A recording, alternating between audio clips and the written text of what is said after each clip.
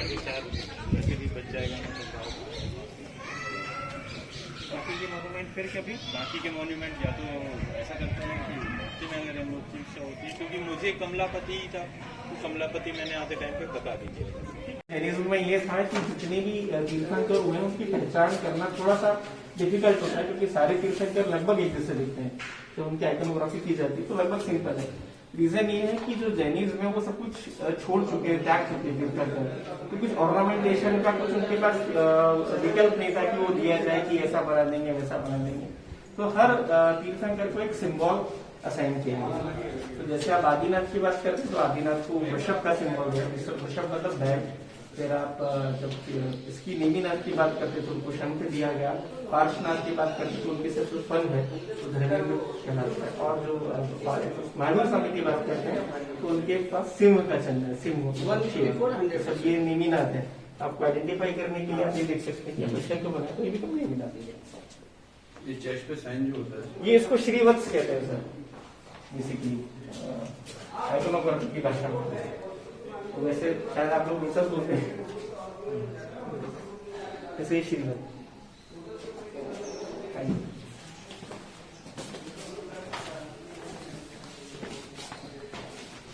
जैसे मैंने आपको बताया था पार्श्वनाथ, ये पार्श्वनाथ है।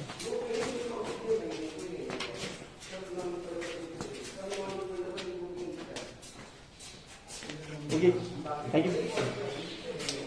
पार्श्वनाथ बेसिकली क्या था कि ये जो लोग उसको शेषांक बोलते हैं, ये उनके दो यक्ष थे, यक्ष और यक्षिणी रहती, सब डाइटीज रहती हर तीर्थंकर की।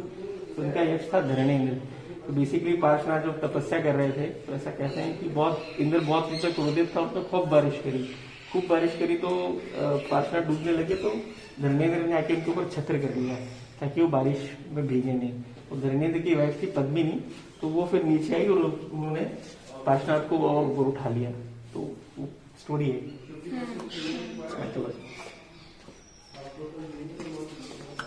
ये VVS रिवा ये सर वेंकट वहाँ से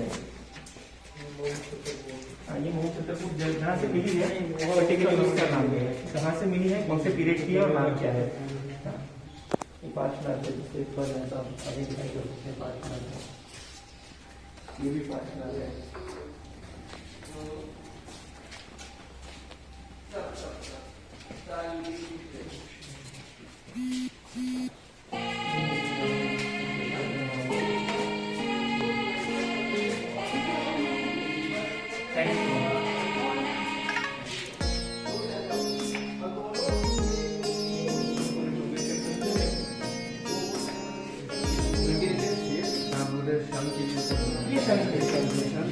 शेर बेसिकली क्या रहता है कि जो उनका आसन बनाया जाता है या पैरास्टल बनाया जाता है, जैनिज्म पे यहाँ पे रीजन की खासियत रहेगी उसमें दो शेर अपोजिट साइड में बनाए जाते हैं। ये प्रेस्क्राइब फॉर्म है। और दूल्हे बल्ली जैसे नेमिनाथ है, नेमिनाथ के जो सब्जेक्टिव है एक दूल्हे है और अंबिका है। तो जो अंबिका है उसका बहुत कुछ पार्वती से रिजेंबल कर सकते हैं। जैसे अंबिका है, अंबिका के दो पुत्र हैं, प्रियंकर और शुभंकर। ऐसी जब पार्वती की बात करते तो उनके दो बेटे हैं, एक कार्तिकेय और एक गणेश। तो गणेश का नाम शुभंकर ही है और उसको भी शुभंकर बोला जाता है। इसका वाहन सिंह है, पार्वती का वाहन सिंह है। इससे देखेंगे तो आपको चक्रेश्वरी मिलेगी, उसको आप बहुत कुछ हिंदू की लक्ष्मी से कर सकते हैं। उसके हाथ में नीचे वाहन गरुड़ है, दोनों हाथ में चक्र है, शंख है। बेसिकली दोनों एक दूसरे से इन्फ्लुएंस्ड हैं, ऐसा कह सकते हैं।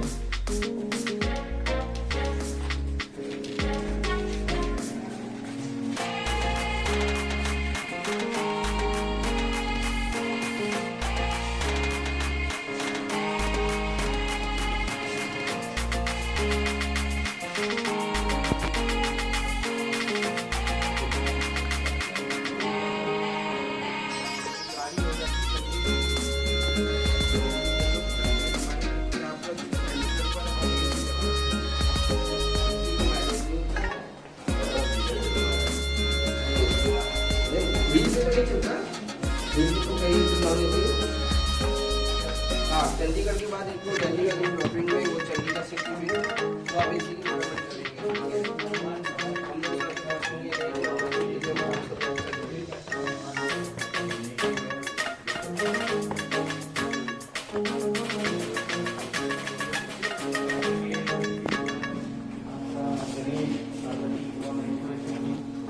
देवी कलर से सर ये मार्बल रॉक है ना? नंदी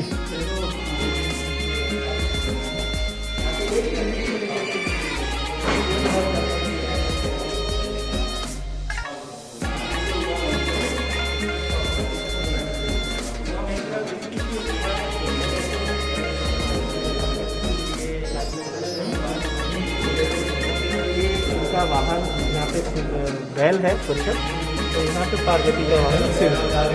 ये क्या है सॉरी ये सिंह मतलब शेर, बैल वृषभ कहते हैं।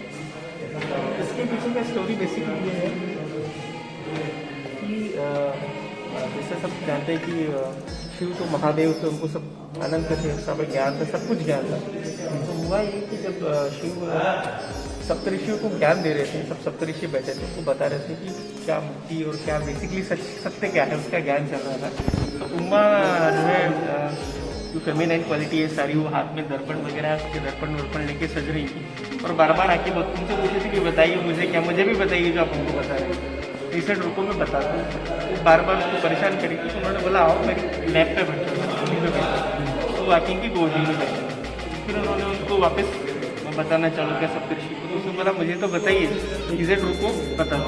तो उन्होंने रूपो बोला और उसकी तरफ उन्होंने उमा ने चेहरा किया, उन्होंने उमा ने उनकी आंखों में देखा, क्लोज कर दी, और वो पूरा का पूरा ज्ञान जो उनको दे रहे थे वो एक ही बार में हुआ। वो पूरा स्टोरी जो इंडस्ट्री है वही। तो ये बेसिकली यहाँ की इस एरिया की खासियत है, यहाँ पे 5 लिंग दिखाए गए हैं जो जनरली मूर्तियों में और जगह की मूर्तियों में देखने को नहीं मिलते। पर्टिकुलर उमामेश्वर की मूर्तियों में इस तरह के 5 लिंग जरूर देखने को मिलते हैं जनरली। ये सिंबल है एक्चुअली जो शिव है सदाशिव, उनके 5 तत्व है बेसिकली। एक ईशान है, एक तत्पुरुष है, एक वामदेव है, सत्योजात है और एक अघोर है। जो ईशान है वो लिबरेशन को बिलोंग करता है, तत्पुरुष जो है आपको मैनेज करता है, बैलेंस करता है चीज़ों को, वामदेव है वो एक तरह से मेंटेनेंस करता है, सत्योजात है वो क्रिएटर है, और अघोर है वो डिस्ट्रक्टर, तो डिस्ट्रक्ट करता है।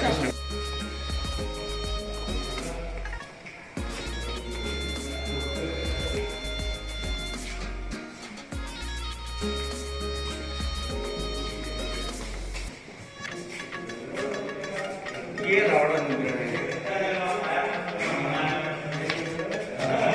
जो रावण था बहुत बड़ा शिव भक्त था, तो उसका प्रॉब्लम ये था कि वो रहता था लंका में और शिव से कैलाश में। उसका प्रॉब्लम ये था कि जर्नी लंका से कैलाश की जर्नी करना उसके लिए बहुत हैक्टिक शेड्यूल होता था। ये थॉट कि मैं जाता हूँ और कैलाश को उठाता हूँ और लंका में शिफ्ट कर लेता हूँ। ये स्टार्टेड लिफ्टिंग कैलाश, तो यहाँ पे आता है और कैलाश को उठाने की कोशिश करता है। जो कैलाश को उठाने की कोशिश करता है तो कैलाश शेक करता है, जब शेक करता है तो शिव के दोनों पुत्र कार्तिकेय और गणेश वो दोनों अपने वहाँ के यहाँ पे मूल पे बैठे हैं, मूषक के बैठे, तो ये दोनों युद्ध के लिए तैयार हो जाते हैं। उनको लगता है कुछ गड़बड़ है, तो आप देख सकते हैं कि वो किस तरह से वो अपना हथियार लेके तैयार है। फिर पार्वती शिव को बोलती है कि रावण ऐसा कर रहा है, तो शिव अपना एक पैर दबाते हैं, उससे कैलाश दबा देते हैं और वो दब जाता है। फिर वो शिव तांडव उसका पाठ करता है, तो सुन के शिव प्रसन्न होते हैं और उसको छोड़ देते हैं। तो पूरा डिपिक्शन स्टोरी का पूरा डिपिक्शन इस मूर्ति में, और आप बहुत माइन्यूटली देखें तो यहाँ पे उसने जो उसने पहना है शिव पार्वती ने, उस पर क्या डिजाइन था वो उन्होंने इसमें बनाया है पत्थर पे कार्विंग करना कठिन काम होता है।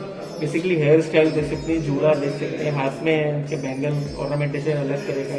शिव एक तरह की पगड़ी पहने हुए थे जो शायद टूट गई है बेसिकली, तो वो थोड़ा सा डिफ्रेंशिएट करता है। Or this could have been his own hair. हाँ। rather than- शिवलिंग के भी बेसिकली 3 पार्ट रहते हैं। एक पार्ट जो रहता है सबसे नीचे वाला पार्ट होता है इसमें, तो सबसे नीचे वाला पार्ट होता है वो चौकोन होता है, उसके ऊपर जाके वो ऑक्टागोनल होता है, 8 कोण होते हैं। जो सबसे ऊपर टॉप पे आता है तो इस तरह से गोल हो जाता है।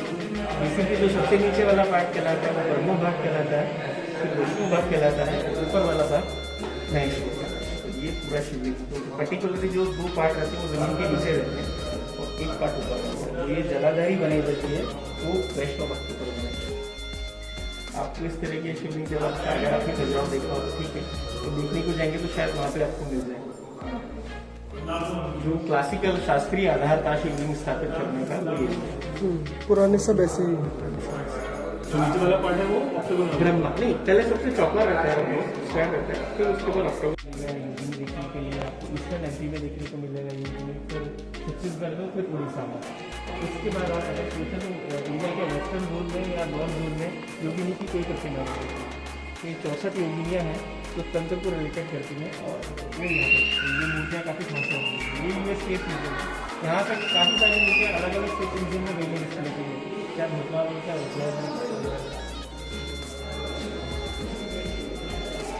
सारी मूर्तियाँ तंत्र को रिलेटेड।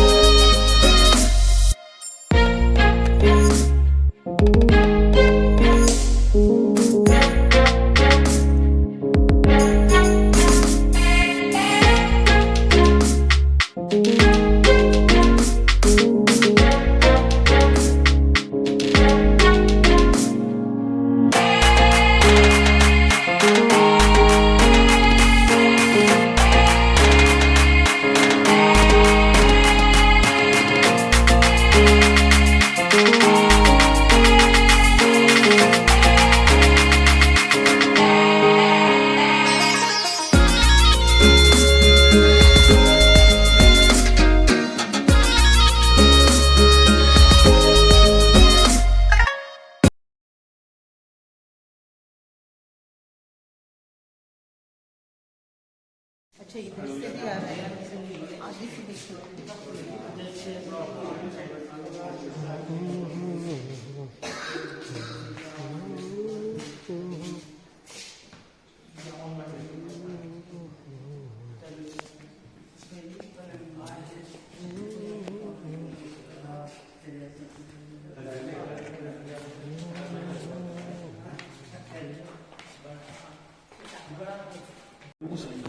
पीरियड जगह से प्राप्त हुई है वो कल्चुरी एरा था, एक्चुअली कल्चुरी रीजन था।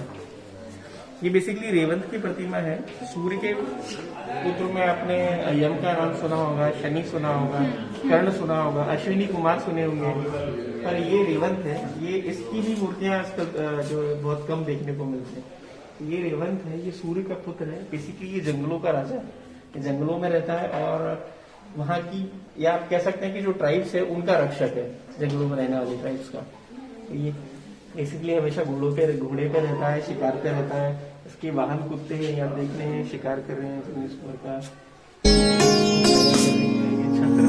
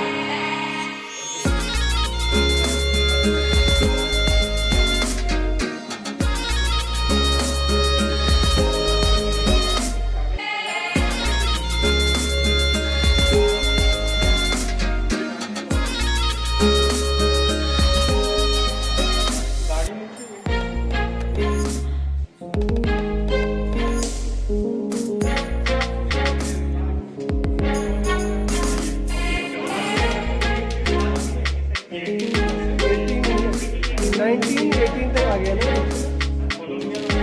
हाँ हाँ आ गया अंग्रेज 1918।